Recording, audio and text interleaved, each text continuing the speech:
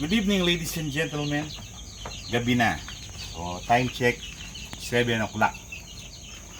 Kapag 7 o'clock na, or gabi na, basta gabi na, tinatanggal ko yung kanilang sapin katulad nito. Maya, malinis yan. Pinapalitan ko yan ng umaga at gabi. Kasi katulad nito, kulog sila, kulog. Kulog yung mga sisiw. Ngayon, mula kaninang umaga, yung kanilang pupo, siyempre, maiipon na dyan. So kung hindi ko papalitan yan, buong magdamag, naaamoy nila yung pupo nila ng hanggang umaga. Mas marami eh. The more na marami yung pupo, the more na ma-ammonia. So, kailangan, kapag gabi, tinatanggal ko yan. Lalo na dito, kulog to, di katulad nito, makakasingaw yung amoy ng pupo. Pero to, it's a must na pinapalitan talaga to. Pero syempre, kung papalitan mo rin naman to, sabay mo na yun. Total, meron kaming extra. Bumili ako sa online. Yan. Kasi sukat lang ng tray. Poop tray ang tawag. Ito. Pero ibang itsura. Ito. Pero syempre, hindi na natin papakita yung pupo. No? Pasintabi sa mga tayo kumakain. So, Naghahapunan. Papalit ko lang na ganyan. So, yan. Malinis. Walang amoy ng pupo. Matutulog man sila. Meron man silang mangilang-ilang pupo. Siyempre, sa pag-umaga, papalitan na naman. Hindi solid naman. Oo. Pati ito, panapalitan ko. Tingnan na natin ito. Ngayon, anong ginagawa ko naman sa mga pupo? Iniipon ko yan. Iniipon ko sa planggana. Pinapatuyo ko. Siya naman binubudbud ni nanay sa mga halaman. Kapag tuyo na. Yung crumbly na crumbly. Kasi, syempre, fertilizer na rin. Tsaka may mga feeds na nalalaglag sa babae. Hindi naman solid na pupo.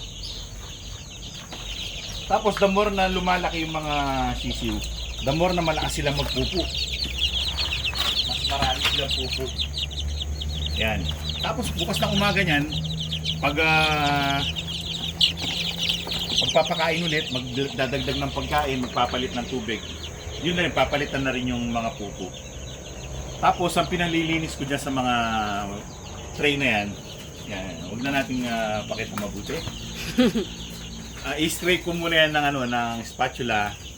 Tapos bababaran ko muna ng saglit, siguro mga 10 minutes, 20 minutes ng pinagsabunan, yung pinaglabahan. Hindi ko, pag iniipon ko yun, yung pinaglabahan sa washing machine. Yan na lang pinabababad ko. O, diba? Para at least may sabon. Tapos, i-scrape ko yung mga nakadikit. Siyempre, pag nababad yan, madali nang tanggalin. Tapos, panel, ibabrush ko na lang. Mamaya papakita sa inyo. So, eto nga pala yung mga... Eto ang cute. Ito. Meron tayo dito. Ayan, ito, black bully. Ito capistrano balls to. Tingnan natin yung pagkakaiba, no? Ayan, pagkakaiba. Yung mga capistrano balls. Ito. Saka kuha tayo ng black bully. Magkamukha sila. Ayan. Ito to. Kita ba dyan? Kita sila? Ito yung black bully. Meron siyang corona. Meron siyang sa ulo. Ang tawag sa amin dito, talaan. May tala, between tala. Ito naman yung capistrano balls. Yung dibdib naman niya yung yung parang puti, na yellowish ng konti. Tapos meron siya sa muka. Tapos yung paa, alam na alam kong anak ng capistrano balls namin kasi dirty feet na yellow and black. Ito naman mga black bully, yan ang paa nila. Dark, pag maliit pa sila, akala mo parang grayish green. Pero pag lumaki na, ay nagiging green na katulad ng mga kuya nila. Greenish yung paa. Yan, black bully. Ayun, nagbubulik-bulik na yung kulay, oh. Ayan, oh. Yeah. Yung buntot niya nagbubulik-bulik, oh. Ayan, oh. So, ayan ang aming pagkakaiba ng black bully. Pag bagong mga day old pa lang sila, alam na bulik mo. alam mo na bulik. Kasi black na may Tala. ano sa tuktok ng ulo, may tala. Tapos yung tuka ganyan, dilaw. Dilaw yung tuka niya. Ito, may dilaw pero itim yung bungad. Yan ang pagkakaiba ng dalawa naming black. May halo talagang black to. Dahil Mel Sims black bulik yung nanay. Tapos ito naman, meron din siyang pagka-black dahil yung speeder gray. Dirty gray yun, yung black na gray. So yan ang aming dalawang. Tapos sa bulik naman, sa black bulik naman, meron namang isang variation na kuha tayo ng isa. May isang variation ng black bulik eh. Hindi ko alam kung mga babae lang to or ano ba? Hanap ako ng babae. Ayun. Ito. Hindi ko alam kung babae to o lalaki. Ito. Ayan siya. Siguro babae to. Black brown naman. May brown naman yan. May brown naman siya sa ulo. Pero ano to? Black bulik din yan. Ayos ba? Ganda na. Tapos yung paa, medyo black talaga yung paa. Kulay ng nanay, oh, bulik nga. Ayun o, yung pattern ng bulik. Black bulik yan o. Ganda ng pattern nyo. Sana lalaki ka. Sana. I hope lalaki. Hindi ako sanay sa black bulik eh. So hindi ko alam yung hey. Walang away. Kayo mag-away. So dito sa ano na to, merong black bulik. Dito sa kabila, dito sa mas mga bata dito. Tignan natin yung mas bata. Kung merong black bulik. Pero sa palagay ko wala mga Capistrano balls yan, dalawa. Dito ka. Dalawang Capistrano balls, so walang black bulik dyan. Pero meron namang white kelso. Cross ng butcher, ayun o. Yung puti. Yan. Puti siya, puti. Maganda na may halong puti yung mga alaga. May halong puti, bulik, talisain. Para sanay sila sa mga kulay. Hindi sila naninibago. Tapos dito naman tayo sa mga... Ito medyo makukulit na itong mga to. Hindi ko na matiis sila dito. Kailangan na itong bumaba.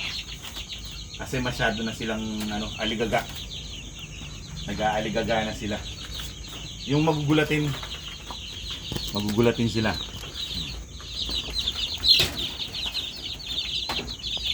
Galing yung improvise. Para hindi sila nakakawala. Sino-convert yan? Convertible. Dito merong kakaibang klase ng bulik pero hindi ko sinali dun sa mga bulik doon. Kasi dahil sa baka hindi ko pa siya ma-pinpoint kung talagang bulik siya. Hindi ko alam ba dito. Para siyang kakaiba ito yata yan. Ito. Yan ba yan? Ay, hindi. Hindi yan. Asan ba yun? Parang bulik siya na yan, alang-anin. Aligaga ang mga to. Aligaga na sila ngayon. Hindi naman yan dating aligaga. Tapos meron ako ditong Cobra. Asan ba yun? Staple talaga yung cobra. Every batch meron yan. Cobra. Nakatama na ba? Ano? Nakatama na ba? Hindi ba yung malapit na yan? Malapit sa tubigan. Ay, hindi. Hindi ko alam nasaan.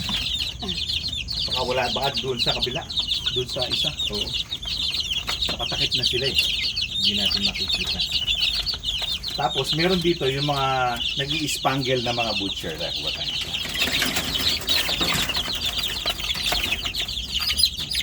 Ito. Ito yung mga butcher na nag-i-spangle. Eh, ayun yung mga spangle. Meron din doon mas malaki. Tapos meron na akong niregaluhan ng spangle butcher. Doon sa nakaraang video kay Kuya Bandy. Tapos niregaluhan din naman niya ako ng isa ding sisiw din. So well, mga kaibigan, hindi na natin sila i-store. Ibabalik ko na tong aming guard para hindi sila makalabas. Hindi na kami nagtatakip ngayon ng hindi na kami nagtatakip kasi hindi na malamig eh. Hindi katulad nung nakarambuan, malamig. Ayun, ganyan na lang. O, kaya na ng mga kaya na ng mga plastic para palnan. Kaya na. Dati may ganyan na, meron pang pinaka sapin. So ngayon, ganyan na lang. Ito, binababa na lang namin. So well, mga kaibigan, yan ang aking mga sisiw. Meron pa mas maliliit. O, di ba? Meron din dyan, black bulik dyan. Huli yung mga black bulik eh. Kasi, syempre, mga dumalaga nung nag-breeding season, nung patapos na yung breeding season, doon na sila naging pwede. Well, mga kaibigan, thank you sa inyong panonood. Magandang gabi sa inyo lahat. Kaalam!